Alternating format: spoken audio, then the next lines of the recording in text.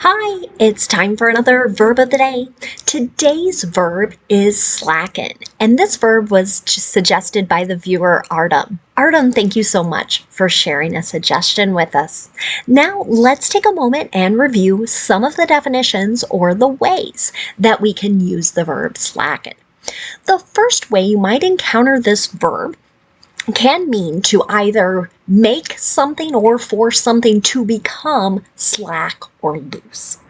To help us understand this a little bit more, I thought a little visual representation, right, might help. So I've got I've got a little cord here, right? And you can tell, I hope, right, that things are pretty tight, or taut would be another word you'll hear used with it. But if I kind of relax it, right, now it's loose, or we might say I've slackened this particular cord. We'll talk about some more examples as we walk through, but that's one way you'll encounter this verb. A second way we might use this verb could mean either to make something or for something to become slower. So here you might think of kind of reducing the speed of something. A third way to use the verb slacken means to make or become less vigorous, intense, or severe. So again, we'll take a look at some of these other examples as we work through this video. For now, you should know that slacken is a regular verb. If you want to make a progressive form of this verb, all you need to do is add ing, and that forms slackening. The past tense and the participle form of our verb can be made by adding ed. The base verb, slacken, ends in a voiced n sound.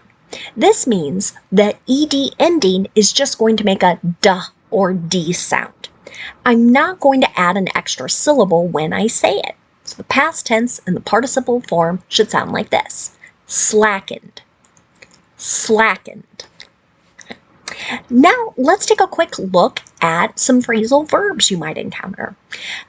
There's really just one that is used, but like our verb here, it can have a couple different meanings. So if you encounter the verb slacken off, it could mean for something to become less tense or taut. So again, think back to this cord. Okay? An example of this in a sentence might be: the sailors slackened off the line as the wind died down. So maybe they had things sort of pulled very, very tightly due to some strong winds. As the wind becomes a little lighter, or less intense, right, then they were also able to lessen the intensity of some line or some rope.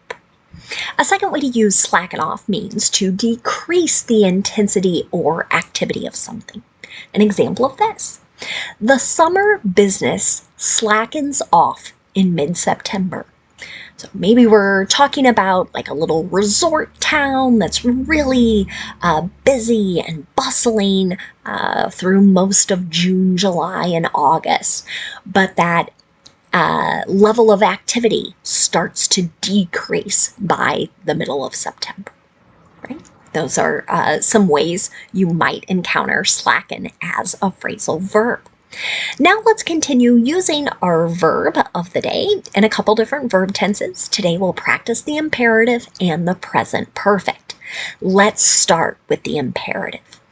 With the imperative, we are giving a command. We're telling someone either to do or not do an action. Okay? So we have no questions in the imperative. Okay? Sometimes people will label these as commands, if that's sort of helpful. Again, kind of do or don't do a particular action. And the imperative is rather unique in English because it's the only time we don't have a stated subject. So many times as we work through various examples, I point out we start with he, she, or I, you, etc. Right? We're not going to do that here. And that's because the subject is understood to be either you singular or you plural. It's the person or the people to whom I am speaking or to whom I am communicating.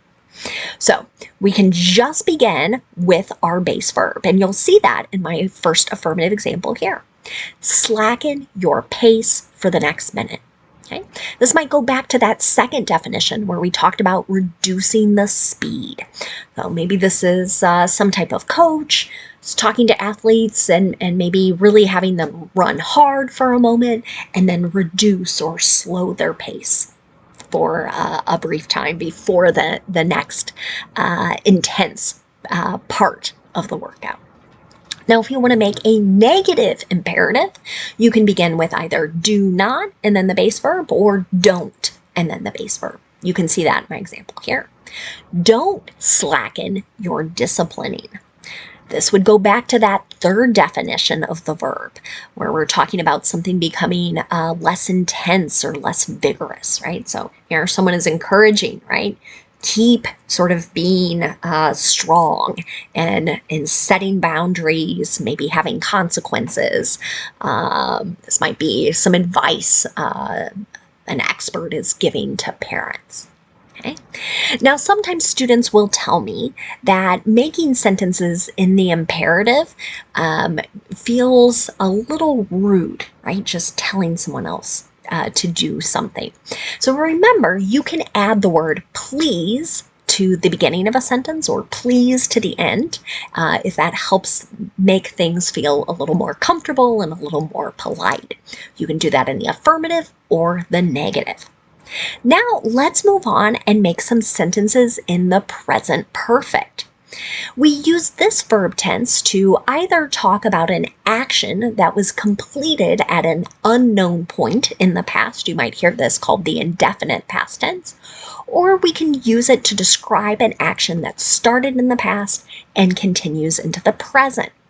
We might use it to discuss an action that has happened a certain number of times, a certain quantity, let's say, of times over an extended period. The present perfect is a verb tense where we need to pay attention to our subject. If our subject is I, you, we, or they, we'll use have and then our participle form the verb. But if our subject is he, she, or it, we'll use has and then the participle form of the verb. So present perfect, 2 P's. That can help you remember 2 parts to your verb. Okay? Let's take a look at our affirmative sentence. The interest in adopting a pet has slackened, and now our shelters are filling up again. So again, we might be talking about that decrease in activity in this particular. So the number of people coming in and saying, hey, I want to adopt a pet has decreased. Now, if you want to make a negative present perfect sentence, you can do that. Again, pay attention to your subject. You'll use either has not and then the participle form of the verb, or have not and then the participle form of the verb. You can also use the contractions haven't or hasn't.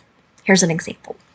The trade winds haven't slackened since then, so the Pacific Ocean has held on to the warmth. So again, this might again refer to something not decreasing in intensity. Let's look at making a yes or no question in the present perfect. To do this, start with have or has, whichever form matches your subject, and then that subject should come next. And then we'll use that participle form of our verb. Here's my last example. Has demand for EVs slackened in your country? So here, EV stands for electric vehicle. In some countries, right, the demand or interest, right, people wanting to acquire this type of automobile continues to be strong. In some places, they are seeing sort of a decrease in that interest. Now, let's move on and talk about some words and phrases related to our verb slacken.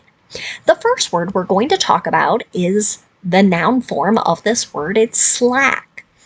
This noun can have a few different meanings. One way to use it is to refer to a part of a rope or a line that is not taut. Remember, taut is like tight, right? So this would be taut, this not, right? Because you can kind of see a bend. It's loose, right? So an example of this says, "Will you wind in the slack?" Right? So I feel like you might see lots of examples connected to this noun or even our verb in connection to sailing or construction. Again, things where there tend to be lines and ropes, which may or may not need to be in a rather tight or tense position. A second way to use the noun slack can refer to a period where there is little activity. An example of this: have you noticed a slack in business? Well, this would be kind of a reduction in business activity. Now, you will maybe encounter a plural form of the noun slacks. Rarely would you see this in the singular, but slacks is another way to refer to some casual pants. For some people, they might still find them a bit dressy, but generally they're not part of a suit. Okay? So they don't have that same matching material with a jacket and pants. But I feel like it's a little less common to hear it. I would hear this word used a lot by my grandparents, and maybe people in my parents' generation as well. Maybe a little less common in 2025, but in case you're working with some older individuals, an example of how you might hear this used: employees are expected to wear black slacks with company-issued shirts. So maybe this is the dress code for this particular company. Now, the word slack can also be an adjective. One way to use this adjective is to describe something that is loose or not taut or not held in a tight position. An example of this: is that rope taut or slack, right? So again, that's that idea. Is it tight or is it not? And now a second way to use the adjective slack is to refer to something that is characterized by either a lack of work or maybe a lack of activity. You might even think of rather quiet period. So an example of this: we've had a really slack night due to the weather. So someone using a phrase like this might just be suggesting it's been quiet. We haven't had a lot of customers come in, and maybe that's because it's snowing, it's sleeting, it's, there's strong thunderstorms, who knows. But that might be keeping people away. A third way to use the adjective slack can refer to either someone having or showing some laziness or negligence. So they're not fulfilling their job duties and responsibilities. An example of this might be: the new director discovered many slack accounting practices. Here, they're not following what are generally thought to be as acceptable procedures and practices. They've maybe been a bit lazy or lackadaisical in how they've been accounting for things. Now let's talk about a few phrases you might encounter. Maybe you've heard the phrase to pick up the slack. When someone uses this, generally what they're saying is either someone is doing or someone is providing something that either another person or maybe another organization is no longer doing or no longer providing. So it's sort of that idea. Remember, we talked about kind of the loose, right? Someone else is sort of tightening that thing up. So an example of this might be: who is going to pick up the slack if the senior center closes? So these kinds of questions get asked in a lot of city council meetings, other planning. If there's a particular service that stops, right? People want to know, who's going to do that thing or who is going to provide that service. Another phrase you might encounter is to cut someone some slack. And really what that means is you're giving sort of leeway for someone else's conduct.